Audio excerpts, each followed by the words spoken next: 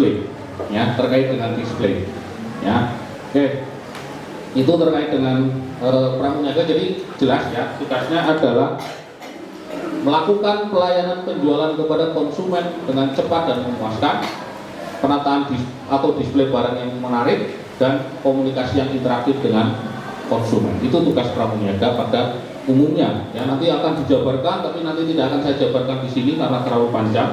Ya. Oke, langsung ke tugas pramuniaga saja. Tugas dan tanggung jawab pramuniaga. Ya, ada kebersihan, display, pelayanan, pengawasan, dan administrasi. Ya, nanti yang akan kita bahas lebih dalam adalah di displaynya di sini. Ya, di displaynya. Oke, apa sih display? Nah, display di sini adalah seni penataan barang dalam sebuah tempat atau sarana yang bertujuan untuk menarik minat beli konsumen. Ya, itulah display. Ya, jadi bertujuan untuk menarik minat beli konsumen. Makanya display tidak asal ditata, ya, tidak asal dipajang. Ya, ada caranya.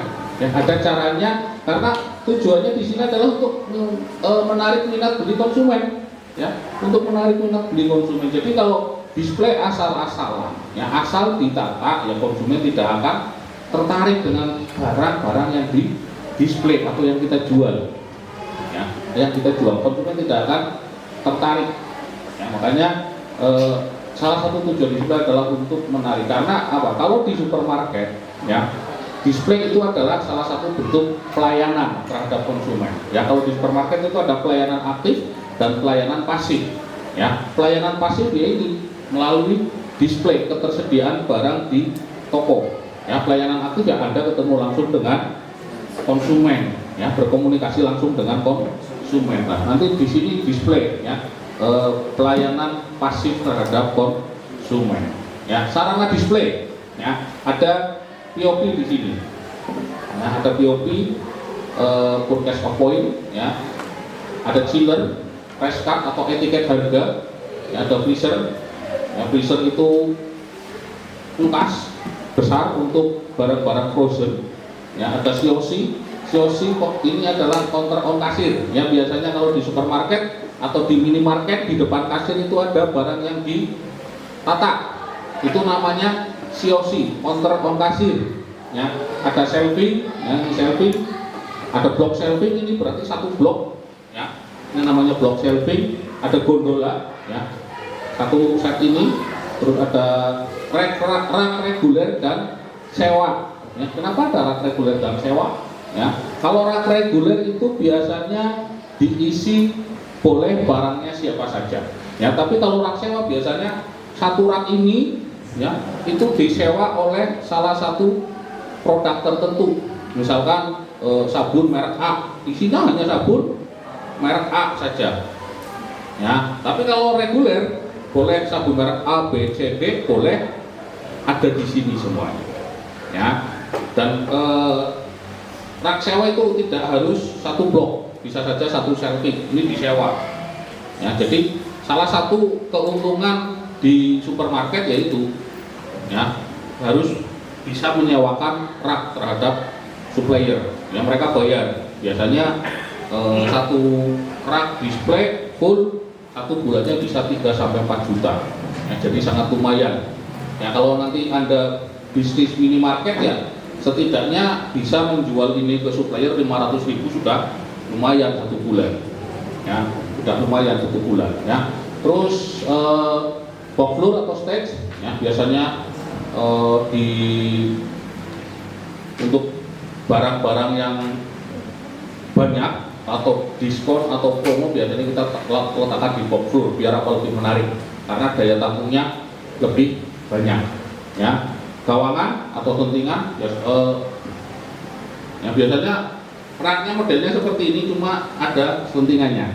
Ya, dikasih sentingan, ya, terus ada manekuin. Nah, manekuin, ya, seperti ini manekuin, ya, atau patung. Biasanya manekuin dipakai di fashion, ya, lebih sering dipakai di fashion. Oke, ya. Untuk sarananya, ya sarana yang biasa kita gunakan di berita pasaraya, ya sarana display yang biasa kita gunakan di berita pasaraya. Nanti kita praktek dengan sarana yang ada di sini, ya ada gondola di sini, kita pakai saja dengan nanti sudah disiapkan barangnya, ya nanti kita praktekkan saja, ya.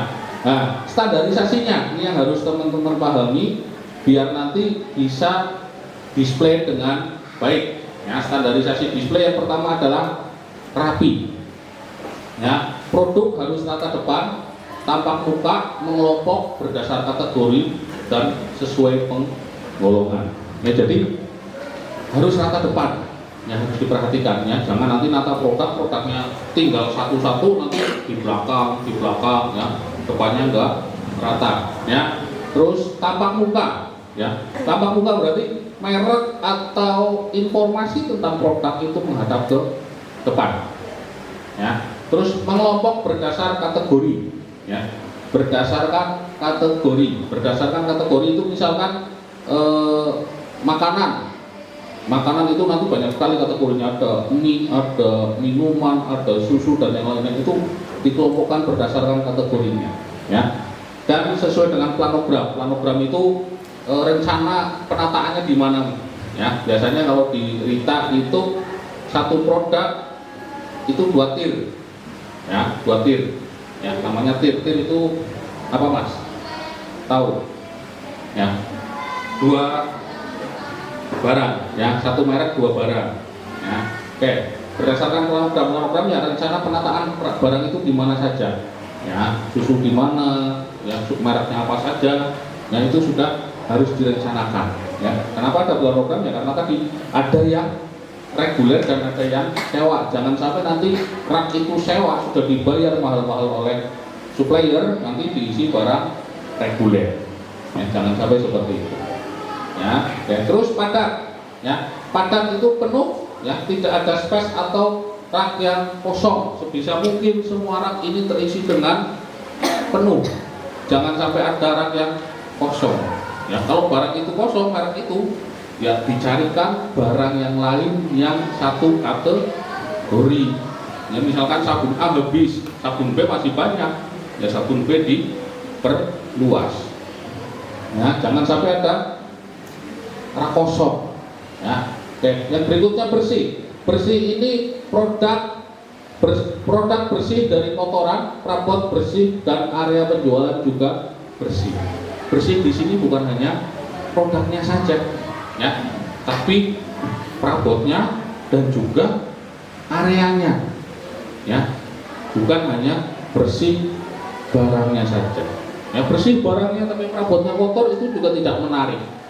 ya konsumen akan kurang tertarik dengan perabot atau tempat yang kotor, ya sudah perabotnya bersih, barangnya bersih, juga harus areanya harus bersih, ya jangan sampai areanya banyak sampah atau banyak debu, ya itu akan mempengaruhi minat beli konsumen, ya jadi bersihnya ini semuanya, ya produknya, ya tempatnya, juga areanya atau perabotnya dan areanya, yang itu bersihnya bukan hanya salah satu saja tapi ketiga-tiganya harus bersih, ya. Dan informatif, ya informatif ini terkait dengan informasi harga atau informasi produk tersebut, ya beretiket harga atau berlabel, ber-POP untuk produk promo, dan bila perlu ada informasi spesifik produk, ya jadi barang itu harus ada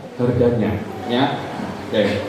Biasanya untuk petunjuk harga berupa etiket itu biasa kita gunakan di supermarket, ya. Kenapa kita gunakan di supermarket? Karena biasanya barang-barang supermarket adalah kuantitinya banyak,